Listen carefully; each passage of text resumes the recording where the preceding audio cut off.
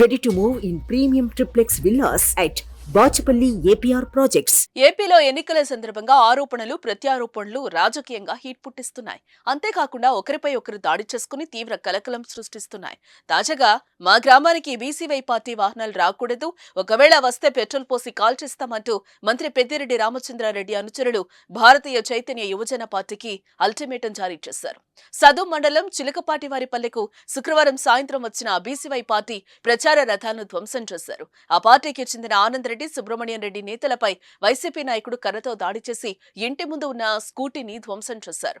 ఈ సందర్భంగా వారు బీసీవై పార్టీ నాయకులు మాట్లాడుతూ సదుం పులిచెర్ల మండలాల్లో తమ పార్టీ తరపున ఎన్నికల ప్రచారానికి పుంగనూరు నియోజకవర్గ ఎన్నికల అధికారి నుంచి అనుమతి పొందామన్నారు.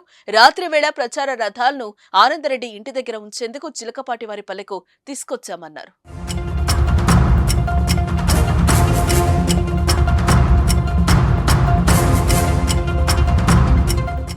అయితే గ్రామంలోకి రాగానే వైసీపీ నాయకుడు హరినాథ్ రెడ్డి మరికొందరు నేతలు కార్యకర్తలు కర్రలతో దాడి చేసి ప్రచార రథాలను ధ్వంసం చేసినట్లుగా చెప్పారు.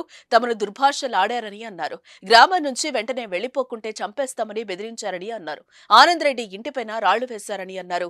వాహనాలపై పెట్రోల్ పోసి నిప్పు పెట్టడానికి ప్రయత్నించగా అప్పటికే తమ సమాచారంతో అక్కడికొచ్చిన పోలీసులు వారిని అడ్డుకున్నట్లుగా తెలిపారు. విచారణ పేరిట బీసీవై పార్టీ నాయకులు ఆనంద్ రెడ్డి సుబ్రహ్మణ్యం రెడ్డిలను పోలీస్ స్టేషన్ కు తీసుకెళ్లారు. తమపై జరిగిన దాడికి సంబంధించి పోలీసులకు ఫిర్యాదు చేశారు. నియోజకవర్గంలో పెద్దిరెడ్డి అనుచరులు చేస్తున్న దాడులు, వాహనాల ధ్వంసం చేసిన సంఘటనపై బీసీవై పార్టీ అధినేత రామచంద్ర యాదవ్ కేంద్ర ఎన్నికల సంఘానికి ఫిర్యాదు చేసినట్లుగా వారు తెలిపారు. ఈ విషయం తెలుసుకున్న వివిధ ప్రాంతాల నుంచి బీసీవై పార్టీ నాయకులు, కార్యకర్తలు సదుంకు తరలి వెళ్లారు.